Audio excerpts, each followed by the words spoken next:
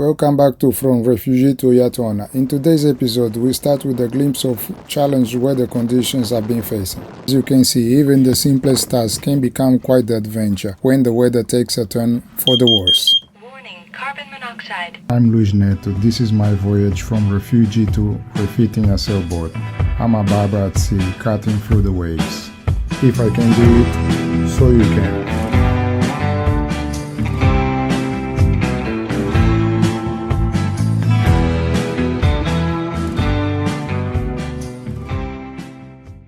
Hi guys, in today's episode I'm going to install a fire and carbon monoxide alarm here. I will be making some covers to cover those bolts in there. The same thing on the other side. And I will also be covering this with a new sheet of plywood. Despite these hurdles, I dive into some crucial cosmetic woodwork on my beloved 1975 Ohlson 38. I've made these new ones because the ones that were here before, it was broken here, so it was out of the hole on show, and I want it all covered. So it'll be two of those like that. I just need to screw them back in place, because I had to make it, varnish, and now it's time to secure them back in place. I will also try and finish this Lagun table. Okay, let's see, what do I got here? What do I have here is the, 1 second, it's all heavy in here. Yeah, these are the covers that goes cover the boat from the winches. Okay, that's the other one. I also have new handles for the arches for the Lagun table, and I got myself some Velcro with the double side tape to install the fire alarm in here, as I've done with the new light that I just installed here in the galley. Let's see the light in action. Yeah, this is the new light in the galley.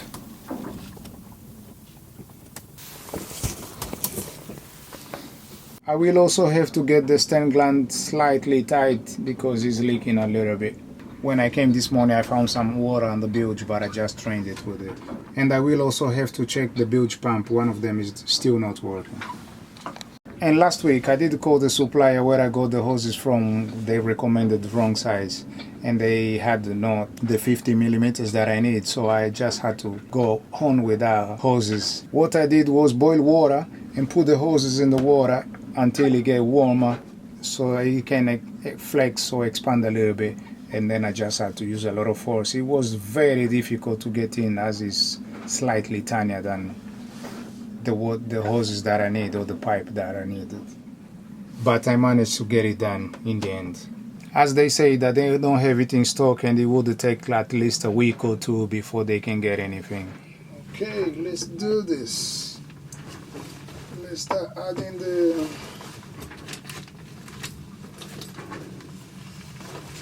These are the type of, so the table will close like that. Let's see.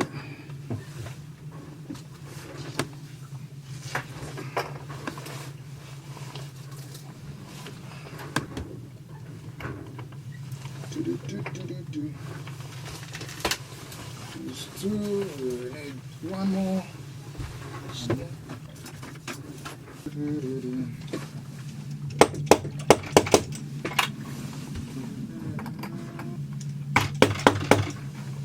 Okay, so let's screw this. Let's do it. Handle.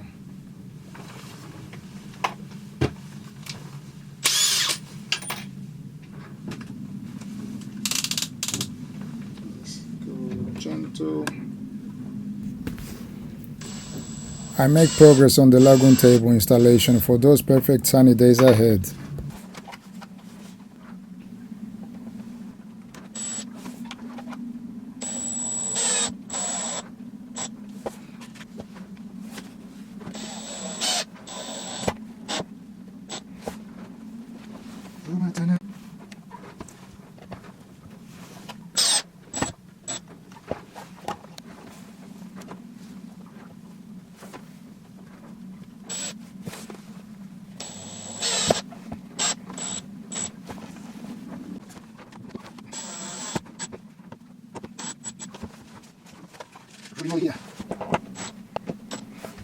Okay, so let's see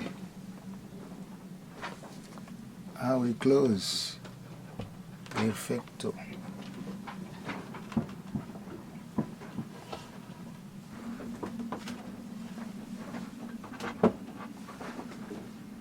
Okay, table done.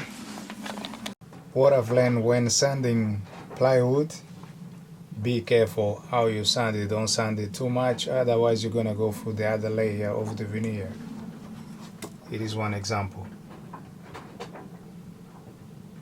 Now I just need to find the center of the Lagun table to install the Lagun table leg. And because I don't want to be scratching here or making any pen or pencil marks, I'm just going to use this as my place where I'll be marking.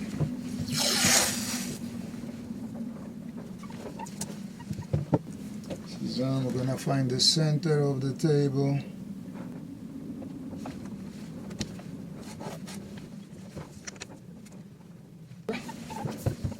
I'll be using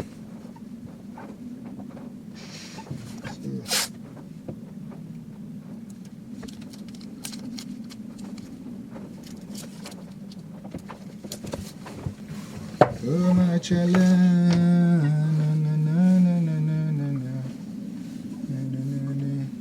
flash, yep, flash. Let's see.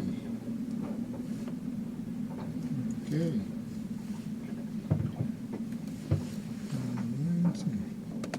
Yep.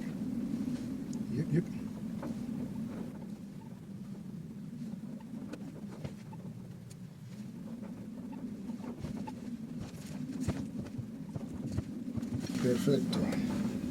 I will be mark how much I want to drill just by putting a tape on the drill. First I'll measure how much I want to drill,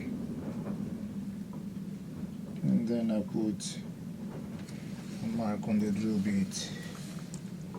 That's it.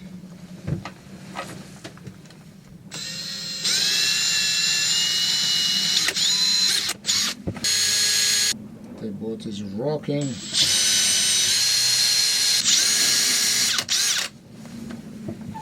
Okay, now I'll remove this tape.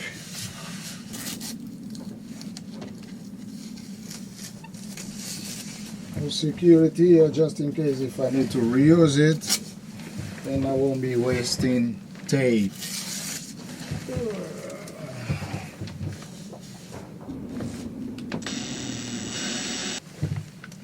Table is done. Let's see.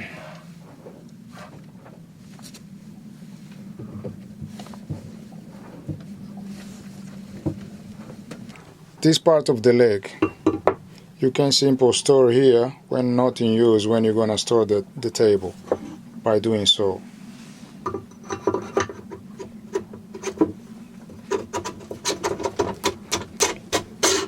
It fits in there. And then lock it. Okay, so let's take the table outside.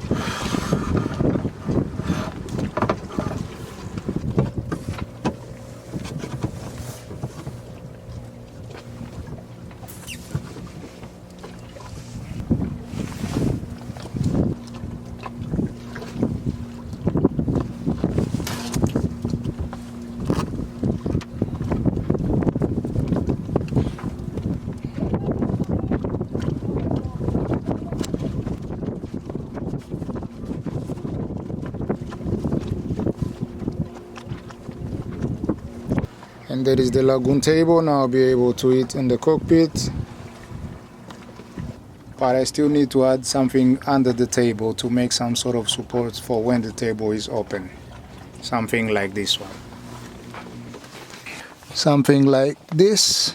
When the table is open, this supports the table. They shut for when you want to shut the table. Example. I'll give you example. I'll do it so you guys can see. Say you want to shut the table, you come here and you close this one, you close that one as well, and then you can shut the table. But on that scenario, it will be something smaller. To make something to lock it in place, so when the table is shut, and this is how you remove the table and store it.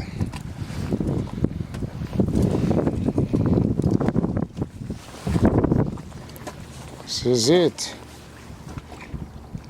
One more thing done. These hold up to 7 kilograms, so I believe it will keep the fire alarm in place.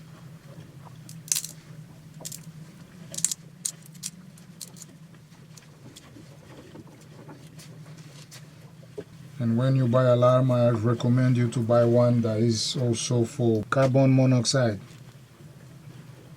or monoxide carbon. Correct me in the comments below.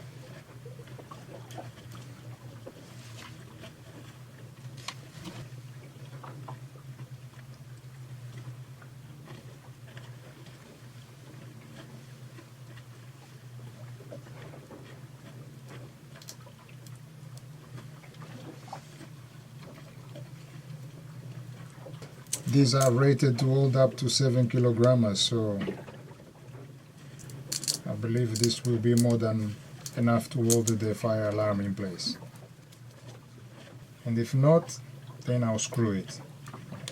Because right now I'm not willing to make more screws here.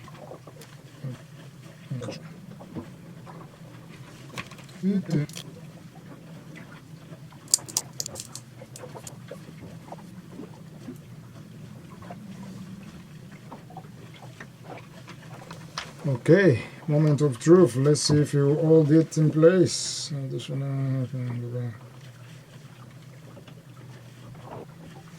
Replace after 10 years. Date installed. Okay, so I need to put the date that it was installed. Having a fire alarm and carbon monoxide detector on board is essential for any yacht. They provide critical warnings in case of fire or harmful gas leaks, giving you time to act quickly and ensure everyone's safety. This device has small investments that can make a big difference in keeping you and your crew safe. And as you can hear, it works properly, perhaps a bit too perfectly. Test. Fire. It recommends to test weekly. Warning, carbon monoxide. With that little excitement out of the way, let's get back to transforming this beautiful sailboat and prepare it for many more adventures. The screws that I've got here, they are too long. If I use them, they'll come out. And I don't have screws that are long enough and short enough to use here. So I'm just gonna have to cut it with angle grinder.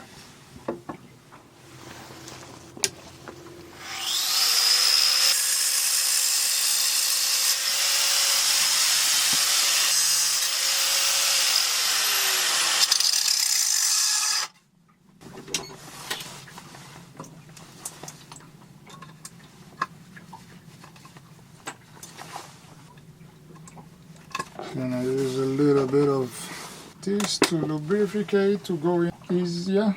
Oh.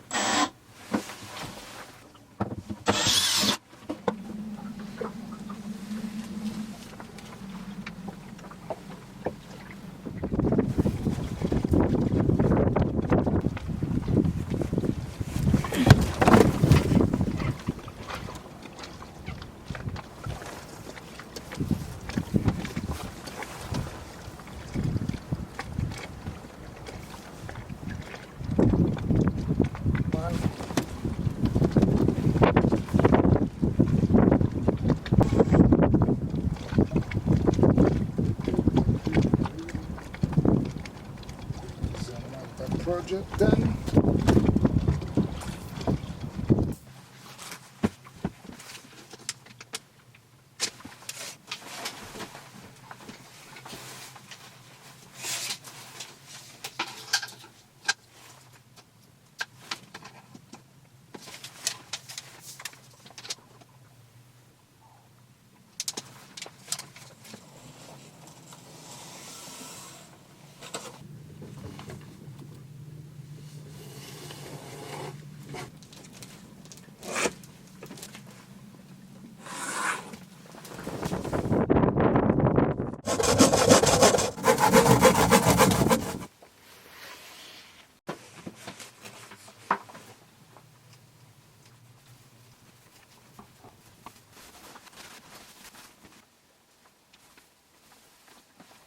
I will do 2 more coats and that's it for today.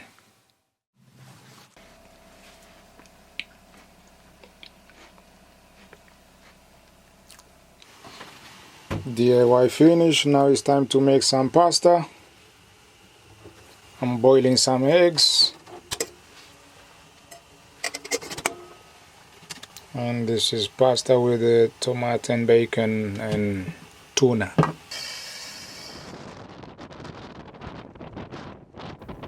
Being on a mooring boat during bad weather, especially in conditions with 25 knots gusting up to 35 knots, can be quite challenging. Here are a few tips to ensure your safety and comfort. Check your mooring lines. Regularly inspect the mooring lines for any signs of wear and tear. Strong winds and rough waters can put extra strain on them. Secure loose items. Make sure all loose items on deck and inside the cabin are securely stowed away to prevent them from causing damage or injury. Monitor weather updates. Stay informed about the weather conditions and be prepared for sudden changes. It's essential to have a reliable source for weather updates. Safety gear. Always have your safety gear such as life jackets and harness easily accessible. Stay calm. In rough conditions, it's crucial to stay calm and composed. Panicking can lead to mistakes and accidents. I love hearing from you all. Leave a comment below with your tips for handling rough weather on a mooring boat, or share your own sailing experience. I'll be responding to as many comments as I can.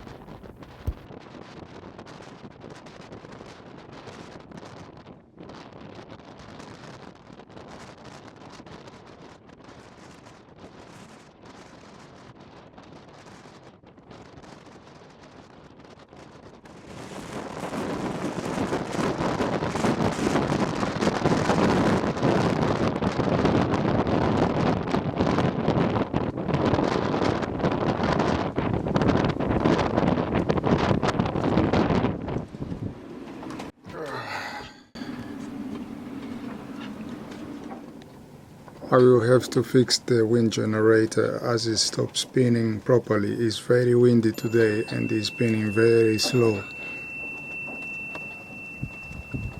If you like this episode, please like, subscribe, share. See you next time.